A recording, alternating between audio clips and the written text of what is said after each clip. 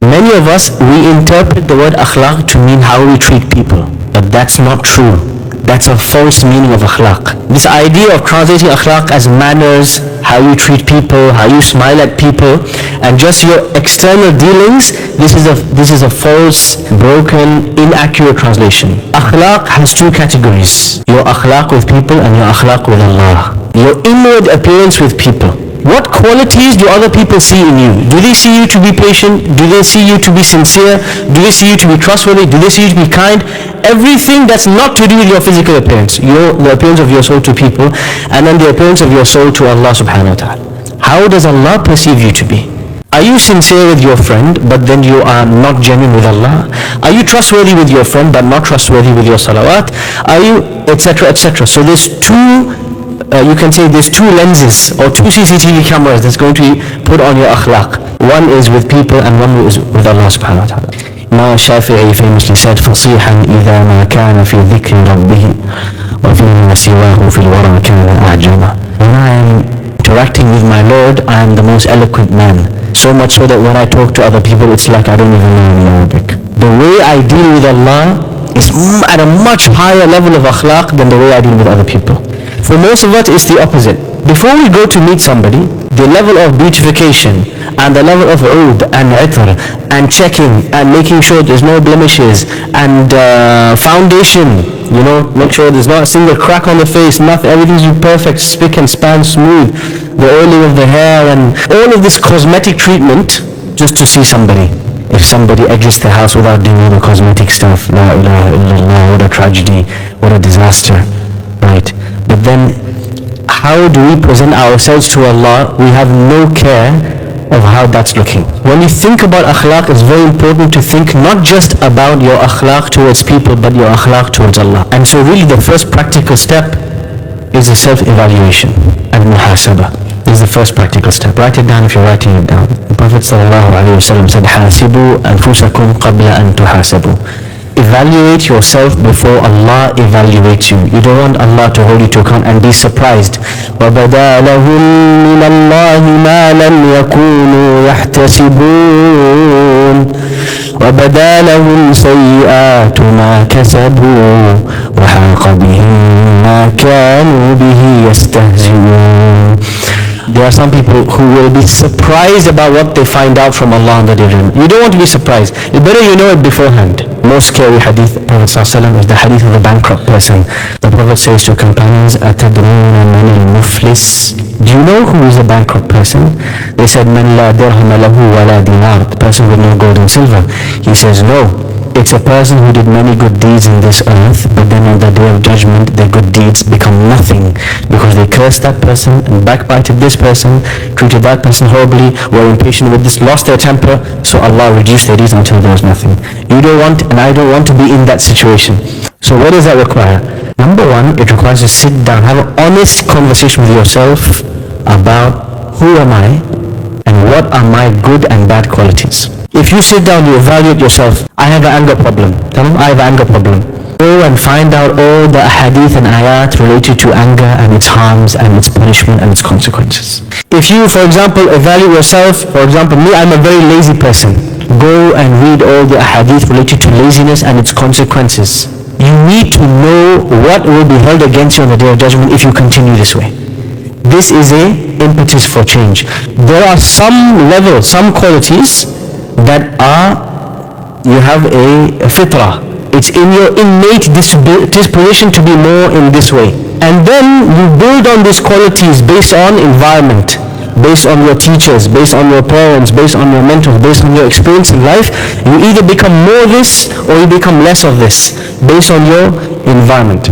But there is a base, a default level of qualities that a person is born with in the world. Now, many people try to change themselves. I'm lacking patience, I want to become patient. I'm very good with people, I'm always smiley and charismatic, extroverted. Okay, I want to change this, I want to become more introverted. Ibn Qayyim gives a beautiful analogy. He said, I want you to imagine that all of you are stuck in a house and you know that a wave is going to come and it's going to destroy the house. There's going to be a flood coming. You're in a monsoon season in Bangladesh and you're stuck in a building.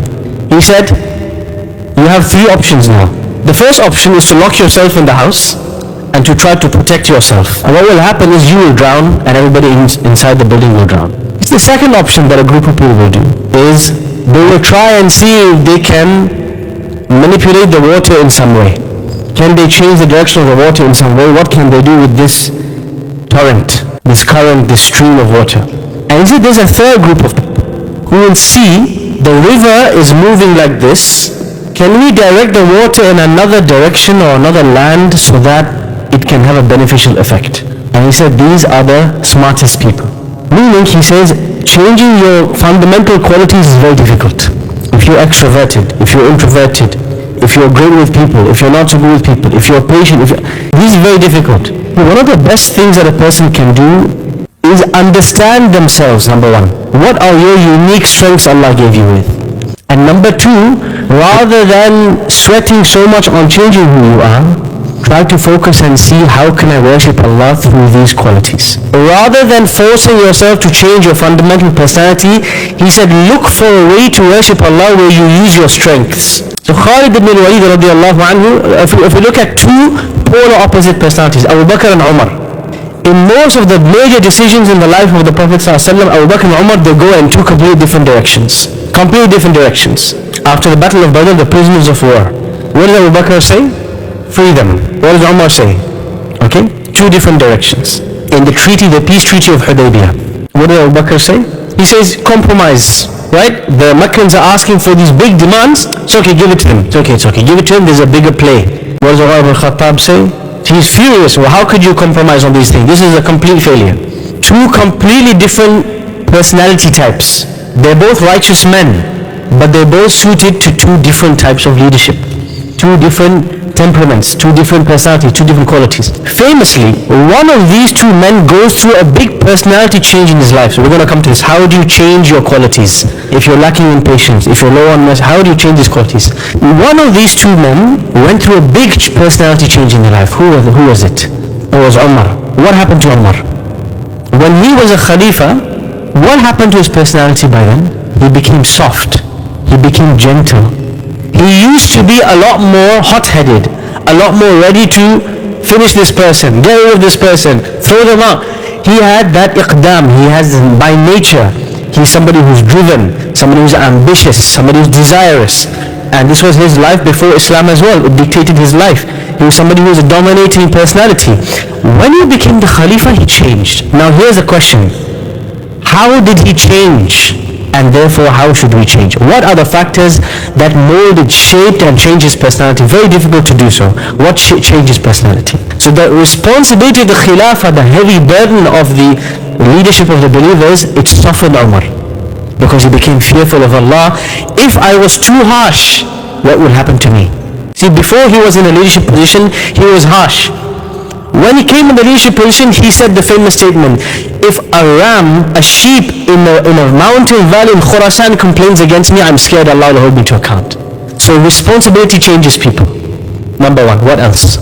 Life experiences. So sometimes it's very important to put yourself, volunteer for life experiences that will mold you and shape you. Volunteering for responsibility, taking a responsibility, is very crucial in shaping your character. What's the problem with many young men and women today? They're scared of commitment. This is one of the greatest and the worst traits of our generation. The worst traits of our generation is we cannot stick with anything for more than 4 weeks, 4 minutes. We cannot be consistently contributing to anything. The whole deen was built on the back of volunteers. Badr, 313 men, all volunteers. Commitment. Now it's like, well, am I going to be paid? Am I not going to be paid? What's in it for me? What's in it for you is Jannatun Na'im. You have to put yourself in uncomfortable situations and voluntarily put yourself, take responsibility on. And this will put you in a situation, one of the most crucial things about British culture is the love of routine. In comparison to any other culture in the world, American, East Asian, South European, Asian, the British culture is a culture that loves routine. If every day at 2 p.m. Uncle Tom has his tea, if 2:05 he has his tea, his whole day is messed up now.